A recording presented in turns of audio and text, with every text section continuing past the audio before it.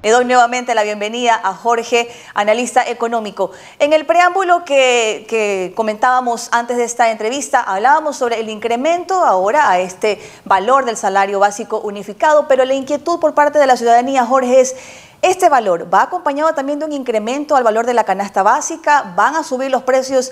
¿Van a haber despidos? Es la interrogante que dejo para ti en esta mañana. Bienvenido a La Clave. Hola Adriana, ¿cómo estás? Muy buenos días. Un gusto estar en Informativo La Clave. Mira, en efecto, todo aumento salarial es deseable, sin duda, permite de alguna manera compensar el costo de la vida, pero es importante también que el mismo vaya de la mano con otros aspectos, por ejemplo, relacionados a la productividad, a la situación económica del país, entre otras cosas. Y eso realmente, a mi criterio, no ha sucedido. Tenemos recién empresas que están levantando cabeza después de un año y medio bastante duro. Si bien la situación económica ha mejorado en temas de comercio, de reactivación en este 2021, no estamos todavía a niveles prepandémicos. Es decir, incluso había un estudio de la Cámara de Comercio de Quito, si no mal recuerdo, que señalaba que apenas 9 provincias de las 24 estaban ya a niveles 2019, todavía no toda la economía ecuatoriana, y ciudades como Quito, Ambato, distaban mucho todavía de estar reactivadas o alcanzando esos niveles. Y entonces se vuelve una situación complicada porque a esto, si a esto ya le añadimos una reforma tributaria que le ha cargado contribuciones a algunas empresas que tuvieron ventas durante la pandemia, a las familias por encima, que ganan por encima de los $2.000 mensuales, quitándole los deducibles, por lo cual tendrán que pagar más en impuestos, puede complicar de cierta manera la reactivación económica, teniendo presente también que esto está beneficiando, entre comillas, a aquellos que tienen empleo, que estamos hablando de apenas de 3,5 millones de ¿De qué porcentaje estamos hablando aproximadamente, Jorge? El porcentaje de personas que se van a beneficiar, como lo mencionabas, que están trabajando en manera de dependencia.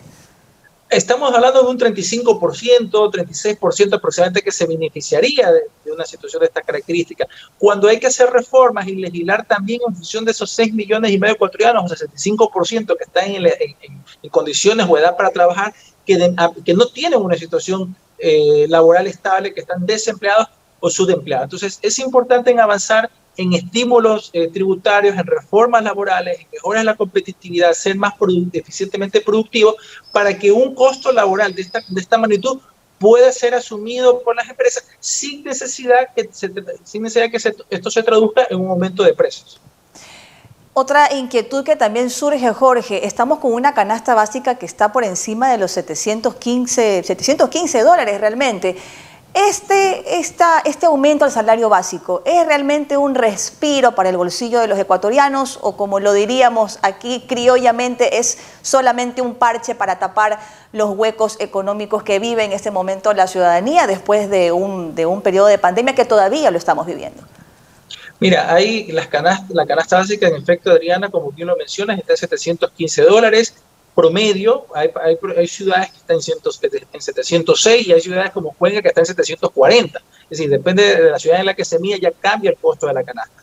Teniendo presente también que el costo de la canasta es con respecto no a una persona, que a veces el error que se comete, sino una familia de 4 miembros, según las indicaciones del INE en ese sentido. Entonces, ¿cuál es la preocupación que te decía? Y en función de la última pregunta que me indicabas, es que si no hay esos estímulos, si yo como empresa no puedo reducir otros costos, por ejemplo, el costo de endeudarme, que no recupero todavía la economía, y por otro lado me están poniendo un costo laboral, yo como empresa, ¿en qué situación me voy a tener que ver abocada? A tener que subir los precios. ¿Por qué razón?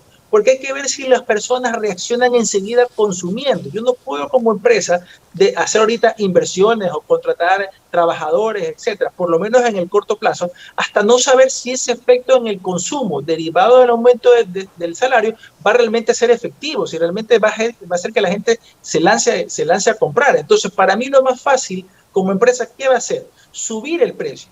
Si en el largo plazo se dan estos estímulos, la gente consume y ese consumo se mantiene derivado del aumento de los ingresos, ahí sí, yo con una visión de largo plazo como empresa me dedico a hacer inversiones, a contratar más trabajadores. Pero en todo caso lo que vamos a ver en los primeros meses es un repunte en los precios, porque las empresas lo más fácil que van a tener que hacer es justamente elevar precios para compensar ese aumento de los costos laborales.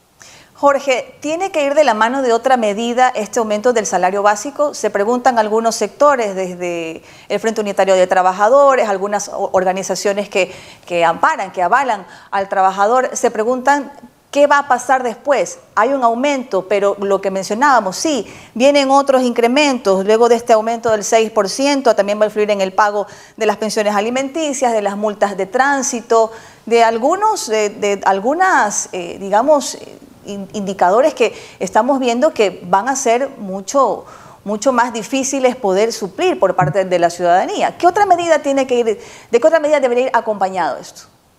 Mira, adicional a todo lo que has mencionado, yo añadiría el carácter especulativo que tiene nuestra economía ecuatoriana, que se supone que ese aumento regiría desde el mes de enero del próximo año, probablemente que en estos últimos días veamos cierto incremento de precios. Entonces, yo creo que eso también va a afectar mucho a que los precios puedan ir subiendo de a poco el próximo año.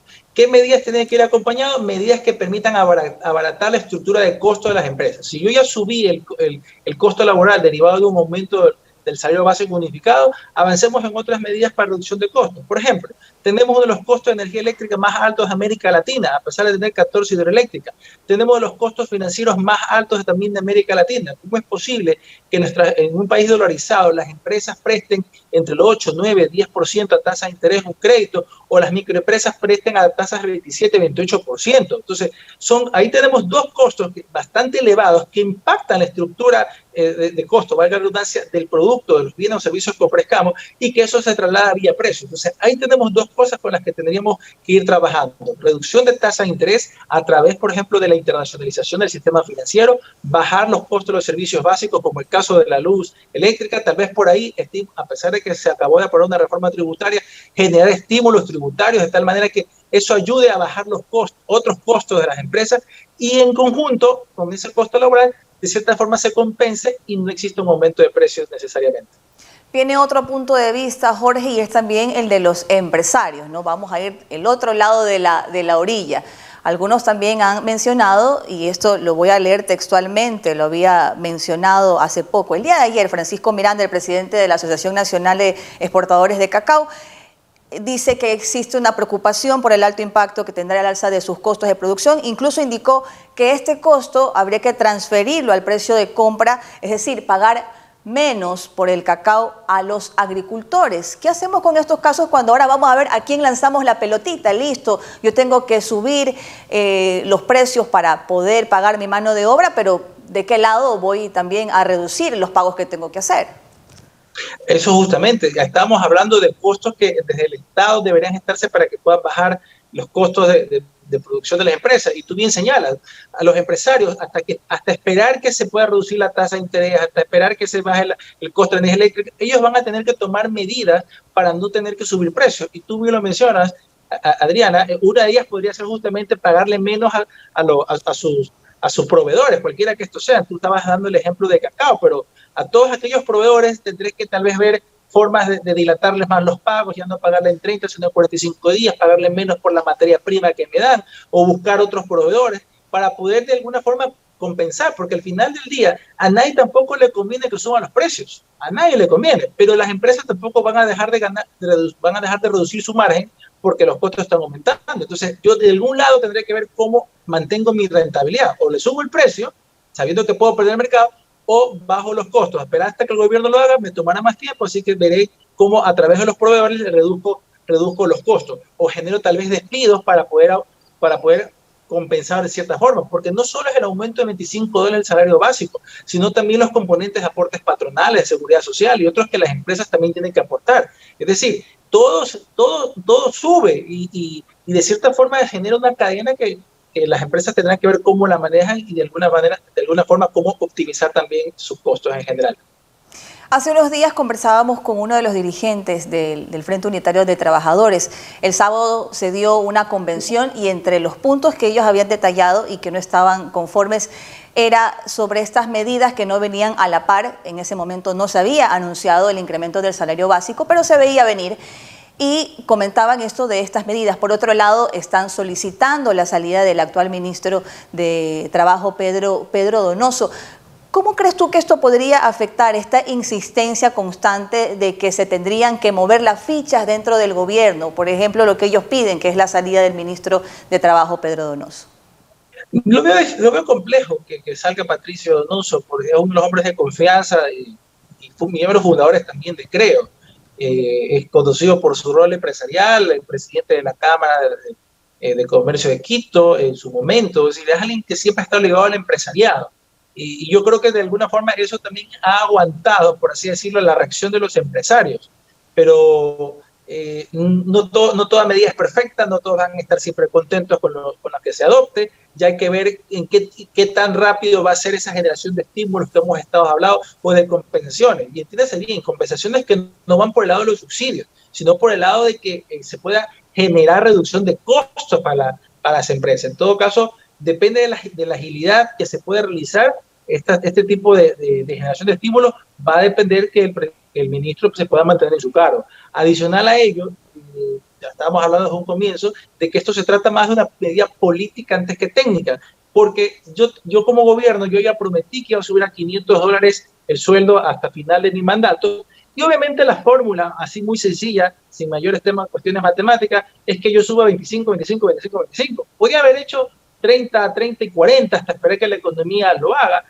Tal vez el gobierno lo optó en función de toda esta situación de problemáticas que tiene, de paralizaciones, de amenazas de distintos sectores, y por eso decidió el alza que se lanzó desde el día de lunes. En todo caso, va a depender mucho de las características y movilidad política que tenga el ministro de Trabajo para que pueda garantizar a los empresarios de que va a poderse reducir otros costos en ganas justamente de mejoras de productividad, de otros escenarios económicos. Ya ahorita este es el primer anuncio. Ya sabemos que la tónica, ¿cuál va a ser? $25 de aumento en todos los años hasta llegar a los $500. Ya el gobierno dio la pauta en ese sentido, y ya las empresas tendrán que irse programando, tendrán que ir haciendo sus reajustes en el tiempo de cara a enfrentar esos aumentos de salarios en los próximos 4 años. Estamos a puertas de culminar el año 2021, estamos próximos a un 2022 con una proyección también de un presupuesto del Estado, del cual también se está debatiendo, discutiendo, que ha tenido una reducción considerable. ¿Cuál sería tu proyección para el 2022, Jorge, en materia económica para nuestro país? ¿Cómo ves el panorama ahora, bueno, con el aumento del salario básico, pero también dentro de los distintos puntos, ahora con la aprobación de una ley a la reforma tributaria y diferentes tónicas que se van a dar a lo largo del 2022? Bueno, si todos esperamos que el año sea mejor que los anteriores, tenemos ya 7 años que vivimos en una recesión profundizada por la pandemia del coronavirus, lo que se pueda crecer económicamente hablando recién está permitiendo recuperar el bache del 2020, que la economía se contrajo un poco más del 8%, y lo que estamos creciendo este año, lo que creceremos es para recuperar ese terreno perdido, como mencionaba. Los puestos de trabajo que se están creando, que sin duda son bienvenidos, más de 300.000 nuevas plazas de trabajo, son plazas de trabajo que están siendo recuperadas de lo que se perdió en la pandemia, que fueron casi 1 millón de puestos de trabajo que se perdió y que se van recuperando. Es decir, todavía nos falta mucha tarea, pero sin duda no se va a lograr si que no existen 2 cosas fundamentales: las reformas que se necesitan, una reforma tributaria que no es la mejor que hubiésemos esperado. Si bien hay reducción de ciertos impuestos, hay eliminación de gastos deducibles para la familia, lo que significa pagar más impuestos, más contribuciones, entre otras cosas, reformas laborales, reformas a la competitividad, hacer más atractivos para las inversiones, buscar generar más acuerdos comerciales. Y un primer punto son las reformas. Y un segundo punto que permitiría que el Ecuador crezca económicamente es que existan los acuerdos políticos necesarios para esas reformas. Y eso no se ve tan inmediatamente. Justamente sobre ese punto, Jorge, vemos que hay sectores sociales, lo que te manifestaba, que aún no logran ponerse de acuerdo con el gobierno, que hacen exigencias para sus puntos de vista, para lograr también una reactivación económica urgente. Pero ¿consideras que existirá ya un acuerdo ahora en el 2022? Escuchábamos hace unos días al dirigente de la CONAIE, Leonidas Issa, que para algunos del gobierno él no da su brazo a torcer, sin embargo para los gremios sociales dice que él es, digamos, este representante que está dando la cara para revisar cuáles son los puntos que requiere urgente también resolver el sector social. Mira, en ese sentido yo creo que todos debemos dejar las posiciones antagónicas. Te mencionaba que creo que todos están de acuerdo en el país que se quiere, un país que crezca, un país que tenga reducción de los desequilibrios regionales, que disminuyan y desaparezcan las desigualdades sociales, que tenga estabilidad en sus variables macroeconómicas. Yo creo que todo eso lo queremos. Lo que no estamos de acuerdo es en los cómo lo queremos. Algunos obviamente proponen la mayor participación del Estado, otros un Estado más liberal, en fin, eso es lo que tenemos que ir apuntando, ponernos de acuerdo en cómo vamos a hacer las cosas, en unos acuerdos mínimos de gobernabilidad que garanticen el procedimiento con la reforma. Yo creo que ahí, insisto, dejar esas posiciones extremas y buscar acuerdos en base a ciertos consensos básicos es lo que permitirá que el país pueda crecer. Ya no podemos seguir atorados en un modelo como el que estamos, en el cual un gobierno central, cualquiera que esta sea la tendencia, se consuma gran parte de los recursos que se generan por impuestos, en burocracia, en ineficiencias del Estado, y no se apuntale las reformas estructurales, tener un Estado más reducido, buscar reformas a la seguridad social, ser más competitivo, que el accionar de las empresas privadas sea el motor de la economía y no el Estado. Yo creo que eso nos hace falta bastante, y hay que también aprovechar una coyuntura regional que se nos va a dar. Hay muchos países que están virando hacia la izquierda, excepto países como Uruguay, como Paraguay y Ecuador, entonces, que son los países que están pro mercado. Chile probablemente vira a la izquierda este domingo.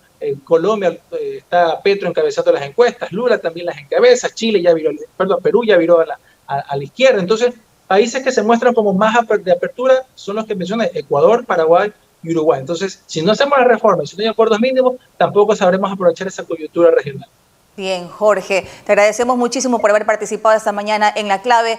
Lo comprometemos también para una siguiente ocasión, para seguir ampliando estos temas de cuál también será el panorama latinoamericano en materia también de economía. Es muy importante, a veces pensamos que solamente influye lo que pasa aquí, pero en definitiva es lo que sucede a nivel de la región. Muchísimas gracias por haber participado esta mañana.